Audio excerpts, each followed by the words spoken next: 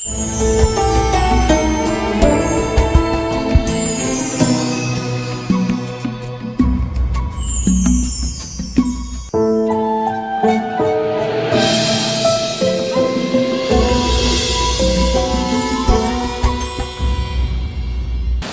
ساتھ بڑے خوبصورت اسکالر موجود ہیں، تو شاہ جی آپ کے پاس ایک سوال تھا، اس کے ساتھ میں بھی ایک سوال کرنا چاہ رہا ہوں کیونکہ رمضان شریف کا یہ مہینہ جو ہے، اس میں جو احکامات ہیں جو انسان پہ لاگو ہونے چاہیے، اس وقت کیونکہ ہم روزہ رکھ لیتے ہیں لیکن روزے کی پوری طرح حفاظت نہیں کرتے، اور اس کے ساتھ ہمیں کیا ایسی عادات اپنانی چاہیے کہ ہمیں لوگوں کو پتہ بھی چلے کہ ہم نے روزہ رکھا ہے، ہر چیز کا خیال رکھنا چاہیے، ایسی کون کون سی باتیں ہیں کہ اپنے سے دوسرے لوگوں کو بھی کمتر نہیں سمجھنا چاہیے، اس پہ ذرا۔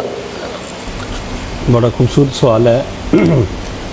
اس میں سب سے پہلے تو ہمیں روزے کی اصل حالت جو ہے نا اس کی سمجھ آنی چاہیے کہ ہمیں روزہ سکھاتا کیا ہے۔ جیسے ہم پہلے بات کر رہے تھے کہ پہلا عشرہ رحمت کا، دوسرا مغفرت کا، تیسرا جو ہے وہ نجات کا۔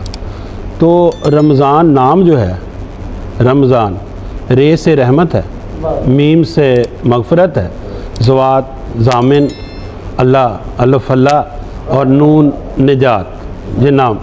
اور اب یہاں سے بہت اچھی ڈیفینیشن کی آپ نے۔ ہاں، رمضان رے سے رحمت ہے، رحمت، میم سے مغفرت ہے، زوات ضامن ضامن اللہ، الف سے اللہ اور نون سے آخری عشرہ نجات کا۔ تو پہلا عشرہ جو رحمت کا ہے نا، کیونکہ جب سٹارٹ ہوتا ہے رمضان تو کوئی بھی کام سٹارٹ کرنا ہو تو پہلے ہمیں دیکھنا ہوتا ہے کہ یہ رحمت کا۔ تو یہ جس طرح ایک دکاندار سیل لگاتے ہیں نا، اللہ تعالیٰ بھی سیل لگاتے ہیں، اللہ تعالیٰ نیکیوں کی سیل میلہ لگاتے ہیں، اس میں ہر چیز فوراً کنورٹ ہوتی جاتی ہے۔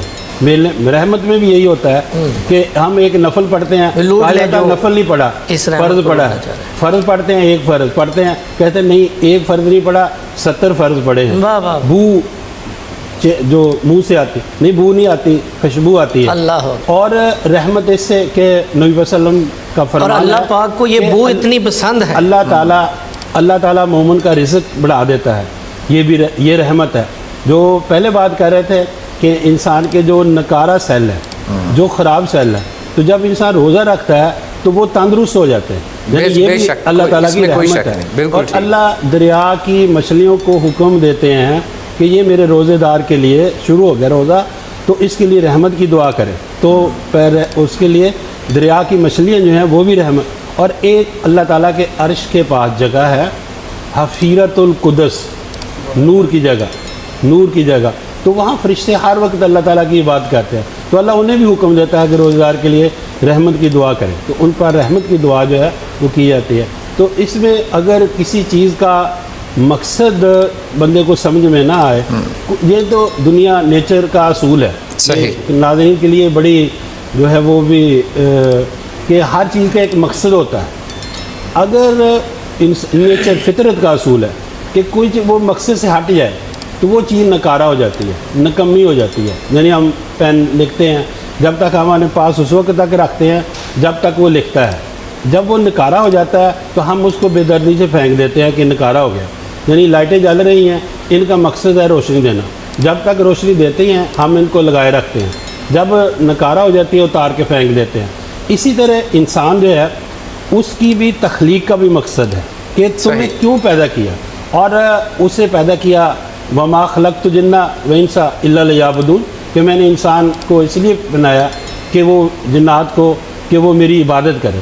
اب عبادت آ گئی روزہ، تو جب ہمیں اس مقصد کا پتہ ہوگا کہ کہیں ہم نکارہ نہ ہو جائیں تو نکارہ پھر ہم اس کی حفاظت کریں گے۔ جس چیز کے لیے بنایا گیا انسان کو، آنکھوں کی بھی حفاظت کریں گے، کانوں کی بھی حفاظت کریں گے، ہاتھوں کی بھی حفاظت کریں گے، ہر چیز کی، زبان کی حفاظت۔ تو زبان میں پہلے بھی ایک حدیث سنا رہا تھا، ایک اور منفرد حدیث ہے کہ نبی صلی اللہ علیہ وسلم فرمائے جا رہے تھے کہ وہ تباہ ہو گیا، برباد ہو گیا، تباہ ہو گیا، برباد ہو گیا۔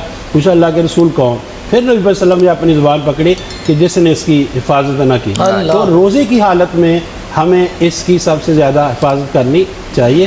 تو اگر ہمیں یہ مقاصد کا پتہ ہے کہ یہ روزہ ان چیزوں سے روکتا ہے، تو اگر ہم ان سے رک جاتے ہیں تو روزے کے پورے مقاصد جو ہے پورے ہو رحمت جاتے بھی ہیں۔ حاصل ہو جاتی ہے، پھر آگے مغفرت بھی مل جاتی ہے اور نجات کا سرٹیفکیٹ بھی جو ہے وہ مل جاتا ہے۔ اگر ہم اس کو ایک پورا جو دین نے ہمیں مقصد دیا ہے اس مقصد کو نظر رکھتے ہوئے جو ہے مد نظر رکھتے ہوئے جو ہے وہ جب ہم روزہ رکھتے ہیں، تو اگر کوئی چیز بغیر مقصد کے کریں گے تو صرف بھوک کے پیاسے رہنے سے جو ہے وہ انسان کے وہ مقاصد پورے نہیں ہوتے۔